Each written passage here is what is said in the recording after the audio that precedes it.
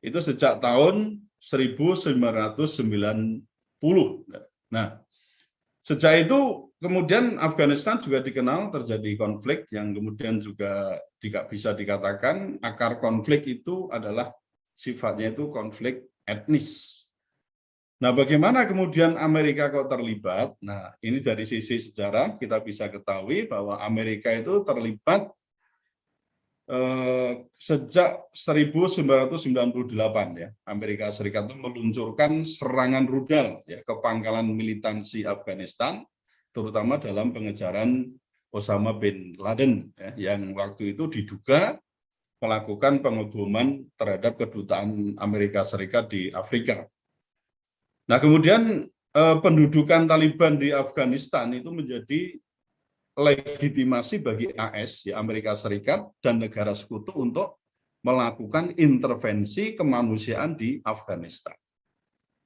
Nah, di singkat cerita, nasib Afghanistan itu kemudian berubah menjadi lebih buruk ya dengan adanya invasi dalam tanda kutip ya Amerika ke Afghanistan itu ya, dan sebagai bagian dari serangan balasan terhadap tragedi, masih ingat itu ya, tragedi WTC itu ya, 11 September tahun 2001. Nah, sejak itu kan kemudian Amerika menetapkan perang ya terhadap terorisme dengan istilah ya war on terrorism.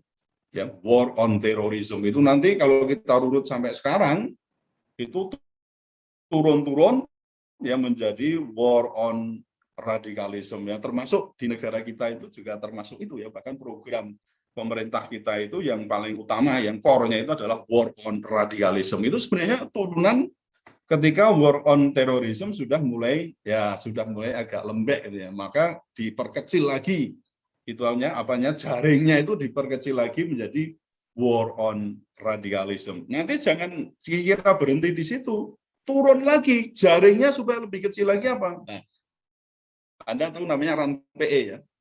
Jadi rencana aksi nasional untuk pemberantasan ekstremisme. Nah, itu loh, itu kan ada tuh itu RAN-PE itu. Nah, itu lebih kecil lagi. Jadi dari war on terrorism, kemudian yang turun lagi ke war on radikalisme, turun lagi lebih kecil untuk menjaring ya orang-orang yang dipikir itu ekstremis macam-macam itu dengan RAN-PE, yaitu dengan apa? Mencoba untuk memperkecil lagi dengan istilah ekstremisme. Nah, gitu ya. Nah, jadi memang prinsipnya demikian, saudara. Itu persoalan keterlibatan Amerika itu karena ya sebenarnya maunya sih mengejar teroris, tapi kenyataannya kan tidak semata-mata itu, dan terjadi ya akhirnya perang kan di situ. Bagaimana Amerika itu memerangi terutama kelompok Taliban. Bersama siapa? Bersama pemerintahan yang ada di situ, bersama juga koalisi yang ada di situ, ya termasuk Inggris, dan itu termasuk demikian. Nah, itu sedikit ya mengenai keterlibatan Amerika Serikat. Ya, sampai pada akhirnya, saudara sekalian, ketika Amerika menempatkan Taliban itu sebagai teroris, dan sebagaimana prinsip Amerika menghadapi teroris itu adalah no negotiation.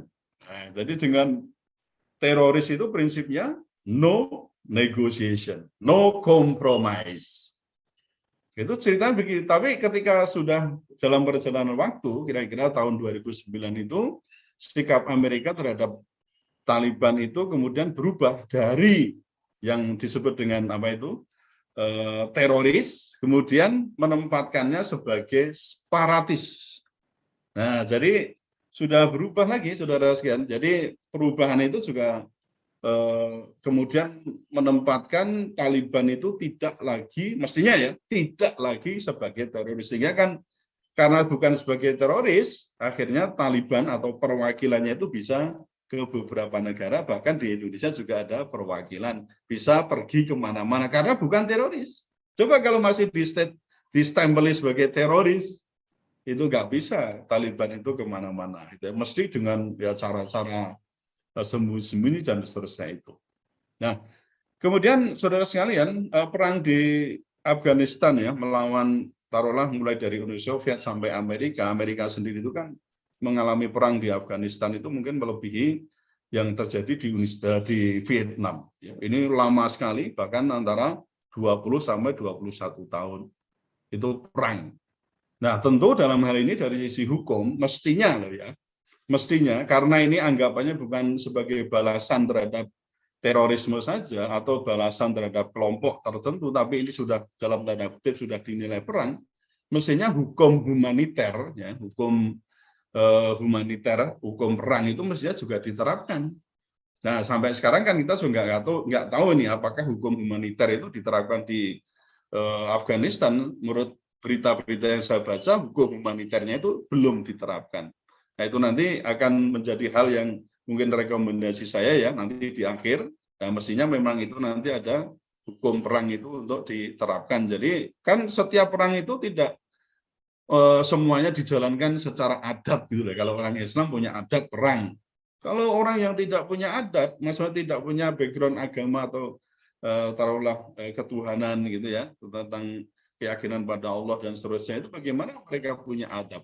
Nah, itu jadi ada kemungkinan ada namanya penjahat perang atau di situ ada kejahatan perang. Nah, itu mestinya nanti juga harus ditangani ya setelah misalnya nanti ada pemerintahan yang tepat. Nah, kemudian yang berikutnya perlu saya sampaikan adalah mengenai sebenarnya tujuannya apa sih ya Taliban itu? Tujuan dari organisasi Taliban itu tidak lain adalah mengusir pasukan Amerika Serikat dan koalisi dan menggantikannya dengan pemerintah atau dengan istilahnya itu ya kita sebut aja negara Islam ya yang kalau kita baca itu beroperasi sesuai dengan interpretasi Muslim Salafi yang ketat ya di bawah syariah atau maksud saya tentang syariah di bawah Taliban Afghanistan. Nah, soal alirannya apa saja saya kira nggak perlu juga kita kita perdebatkan ya. Mau Wahabi, mau Salafi atau mau apa ya. Kalau saya itu prinsipnya yang penting syariat Islam itu aja ya kan. Kalau masih pegang Quran dan hadis saya kira insya Allah masih bisa kita luruskan di situ. Nah, kemudian yang berikutnya perlu kita pertanyakan adalah bagaimana setelah Afghanistan itu tanpa Amerika. Karena selama ini Afghanistan itu kita kenal ya mendapat sokongan besar dari Amerika Serikat ya, mulai dari sektor infrastruktur hingga gaji para pegawai pemerintah. Nah, sekarang kalau tanpa Amerika itu terus kira-kira nasib ke depan bagaimana, ini persoalan yang harus kita jawab ini. Ya. Kalau dulu ada cerita ya di Inggris itu, di Afrika. Afrika itu dulu pernah menjadi jajahan Inggris.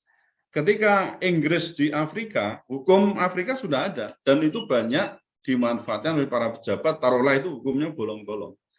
Inggris datang, kemudian hukum yang bolong-bolong itu bisa ditambah dengan yang disebut dengan English gentleman.